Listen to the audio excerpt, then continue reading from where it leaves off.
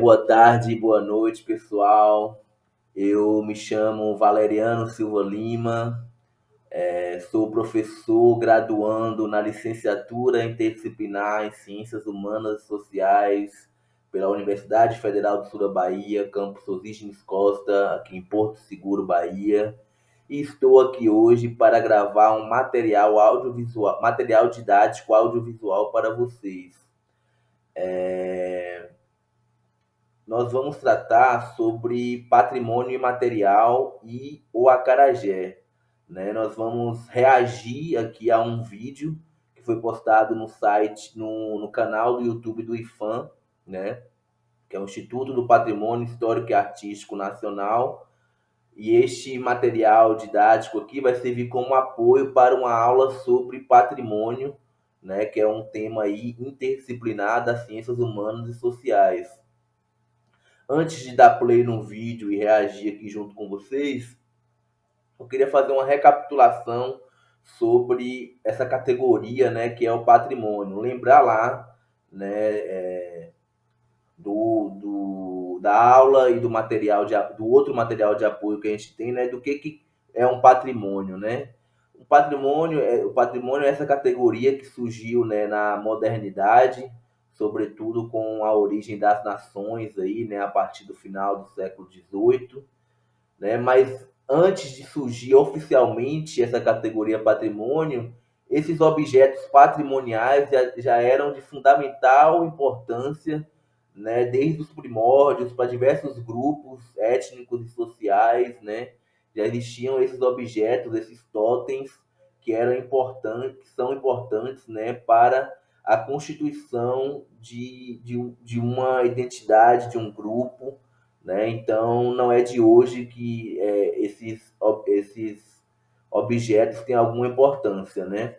Mas pensando, né, essa categoria hoje, a gente vai ver algumas características, a gente viu, né, algumas características importantes, né, acerca do patrimônio. A primeira delas é que não basta um ato de governo, um ato político ou um pedido de algum indivíduo ou de pequenos grupos de indivíduos para que se institua um patrimônio, né?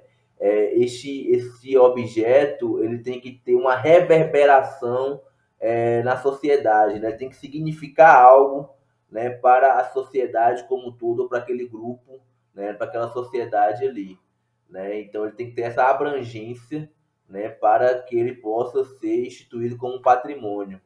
E além disso, ele precisa ter também uma materialidade. Hoje nós vamos ver aqui, né, a questão do ofício das baianas do acarajé e o acarajé, que são patrimônio, que o acarajé é um patrimônio imaterial. Mas a gente percebe, estudando a questão do patrimônio, que até mesmo estes elementos que são vistos como imateriais, ele também tem um aspecto material, né? Porque ele está constituído nas relações sociais, né? Existe o objeto material tangível, né? Que é o acarajé, que é o tabuleiro da baiana, que é a própria baiana em si, mas existe também no imaginário e nas relações sociais esse objeto do acarajé e do ofício das baianas. Então, ele também tem um aspecto material. Então, esse patrimônio é um objeto ambíguo, né? Que ao mesmo tempo que ele é material, ele é imaterial, mas não tem como não existir um patrimônio que não seja material, né? Então, esse é um aspecto importante que é a materialidade. E este objeto, o patrimônio, ele tem uma relação muito próxima com o que com o que é terreno, com o que é sobrenatural, com o que é do passado, com o que é do futuro, né? Com o que é humano, com o que é divino. Né? Ele é um objeto que tem essa importância, né? E tem esse aspecto dicotômico mesmo, né? E outra característica importante, além dessa materialidade, é a questão da subjetividade, né? De como nós precisamos desses patrimônios para constituirmos nossa subjetividade, né? Nossa identidade, não só subjetiva, mas também social, né? Então, esses elementos são muito importantes para a constituição de uma identidade, né? Inclusive, o que nós vamos ver aqui hoje, que é o acarajé, né? E o ofício das baianas do acarajé, é um elemento fundamental para a constituição da identidade baiana, né? Será que a baianidade seria a mesma sem o acarajé? Né? Então, a gente percebe aí, né, como que este elemento é constitutivo da nossa identidade baiana, né? Agora vamos dar play aqui no vídeo e vamos reagindo juntos, né? Eles vão apresentar aqui a história do acarajé, como é feito, os ingredientes, e a gente vai reagir a tudo isso junto, ok? Vamos lá.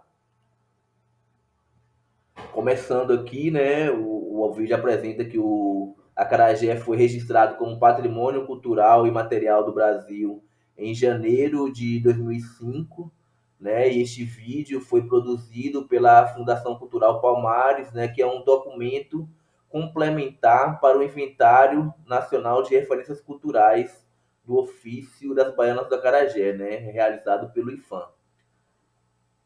Vamos lá, adiante.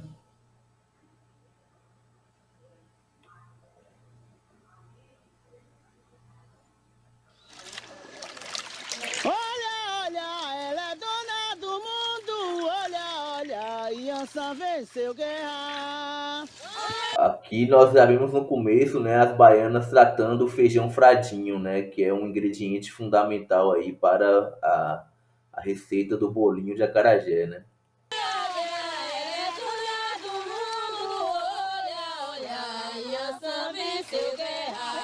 Reparei, Yansan, reparei minha mãe.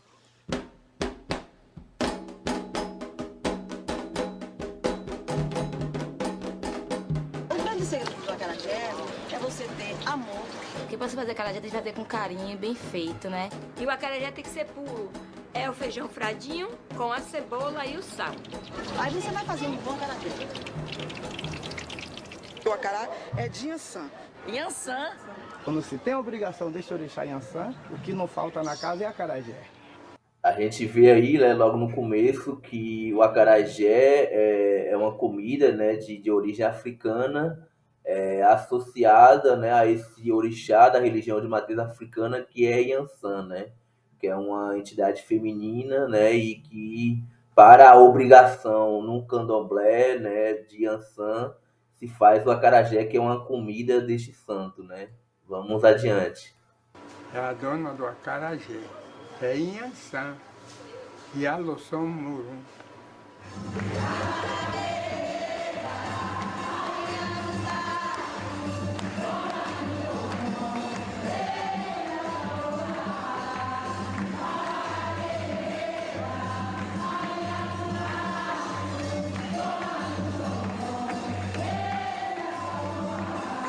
Eu tenho muita fé, eu sou muita fé em Yansan, sou uma mulher de fé, de axé, e tenho muita força e muito carinho. A gente percebe também, né, que apesar de ter sua origem associada, né, às religiões de matriz africana, o acarajé reverbera por toda a sociedade, né, passando ali, deve ver algumas imagens de algumas procissões da Igreja Católica.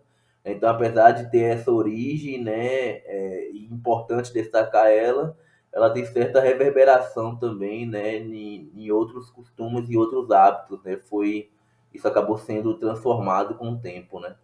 Olosuma beri comamaio, biri biri ba olosum aberi comamaio. O acarajé, como todo mundo sabe, é uma comida originária da África, feita de feijão fradinho e azeite. Os ingredientes básicos. Eu gosto mais de falar do feijão que eu trabalho, né? Tem o feijão mulatinho, que é denominado feijão de ogum, feijoada. Tem o feijão preto, que é a comida de Obaluaí, que eu trabalho agora também. Tem o feijão branco, que é de Iemanjá, comida de Iemanjá, que eu também faço dobradinha. E tem o feijão fradinho, que é de Yansan, que faz o acarajé, que eu também faço uma vez na semana. Aqui a gente vê a importância, né, dos alimentos para a religiosidade de matriz africana, né? Cada orixá ali, cada santo tem seu alimento específico, né? E é muito interessante ver, né, como que essa relação íntima, né, entre os orixás e os alimentos, né? Bamio, Xangô, Bamio, Obanila, Xangoloque, Xangô, Bamio. Mas também não podemos esquecer da cebola, que é outro ingrediente básico do acarajé. A cebola é o fermento do acarajé. É aonde ele cresce, é aonde ele tem o sabor, é aonde ele tem o valor, é a cebola. O acarajé eu acho que é uma coisa tradicional da Bahia, não é? Tudo tem que ter um acarajé no meio, porque sem ter um acarajé, não tem sentido. E Urubanos é acará Aqui a gente vê, né, a questão da identidade baiana, como eu falei, né? Como falar da Bahia sem acarajé, né? Como a própria Mãe de Santo, a própria baiana falou, não tem tudo passa pelo acarajé na Bahia, né? Bolinho para comer.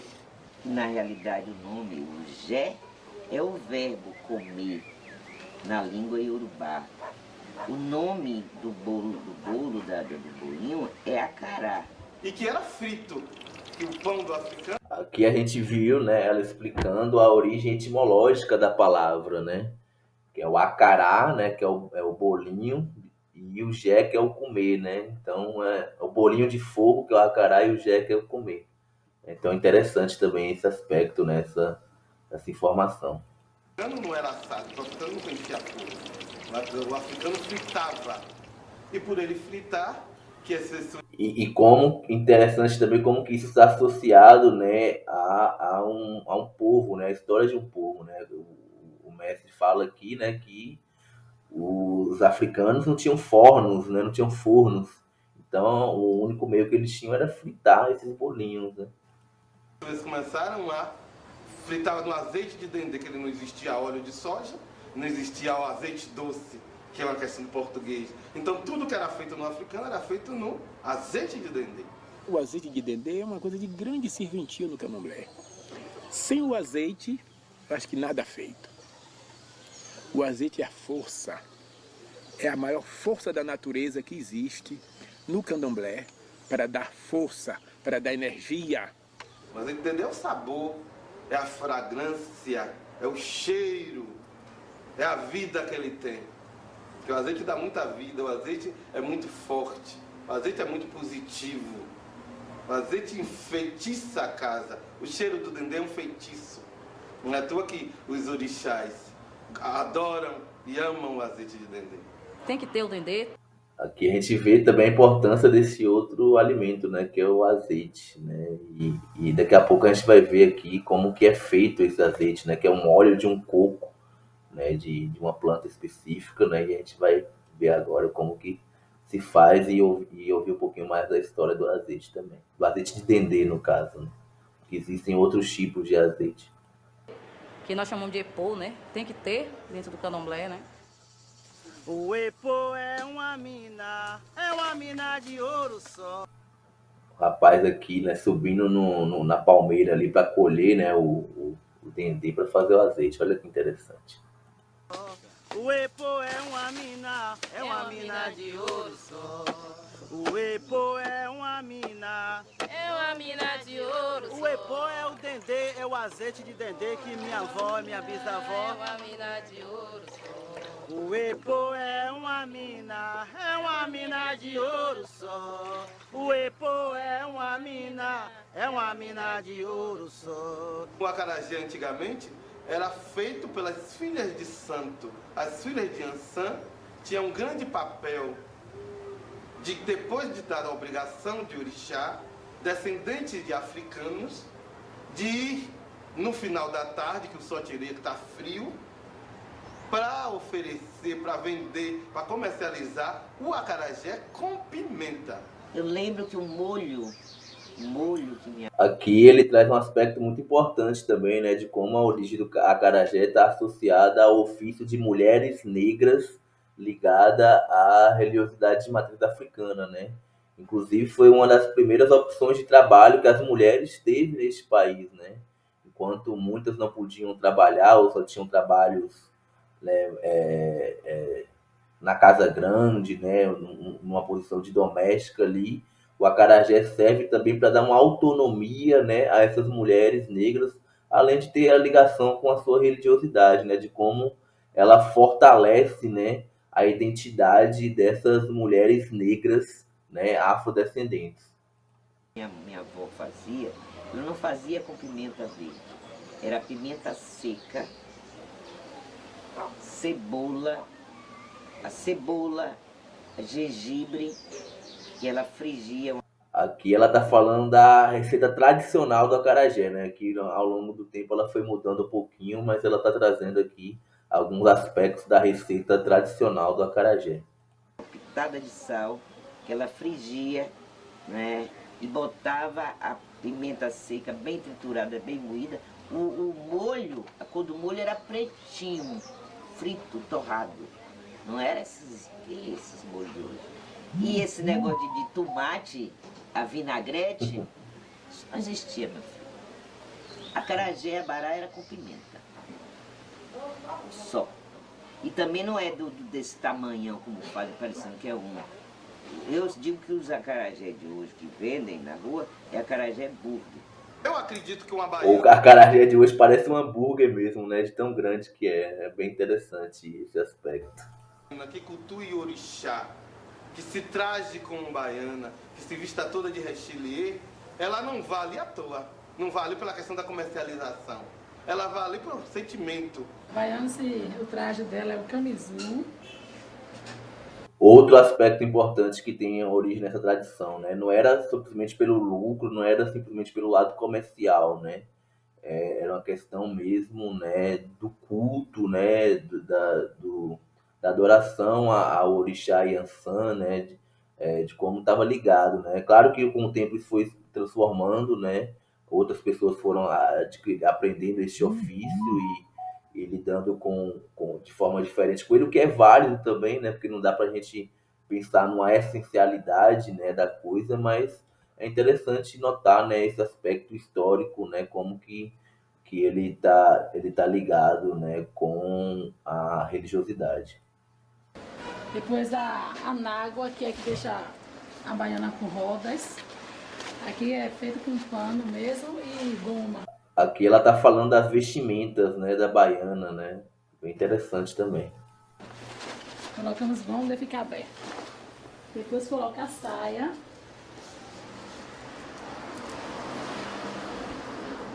Que dá o... Aí coloca a bata por cima do... O ojá, que o povo chama de tosse, mas é ojá, né? E arma. Você que escolhe a cor, mesmo com a saia, ou a tonalidade da bata. Aí a baiana ela faz a sua criatividade. E o pano da costa. Coloca assim, para traje de rua, passeio. Além de ser um tabuleiro de acarajé, eu me preocupo também com a minha cultura, com as minhas raízes, entendeu? Eu quero ter histórias mais tarde a contar para os meus netos, bisnetos, que com fé em Deus eu vou chegar até lá. É a minha identidade, entendeu? Eu tenho um registro de batismo, que é Tânia Bárbara Neri. E a minha outra identidade é o meu tabuleiro, porque esse aqui é o meu marido, entendeu? Esse aqui é que me dá meu sustento, a minha e os meus 2 filhos. Entendeu? Então ele é a minha outra identidade, a mais original até. Aí a gente vê, né, um aspecto fundamental que é a questão da identidade, né? Então, essas são algumas características aí do acarajé, né? Eu agradeço a vocês, né, essa primeira parte do nosso material. Ao decorrer da disciplina a gente vê se traz outras partes, né? Esse vídeo não acaba aqui, mas a outra parte é bem curtinha, mas acredito que já deu para ter uma noção melhor da história do acarajé, né? Então é isso, pessoal. Muito obrigado. Até a próxima.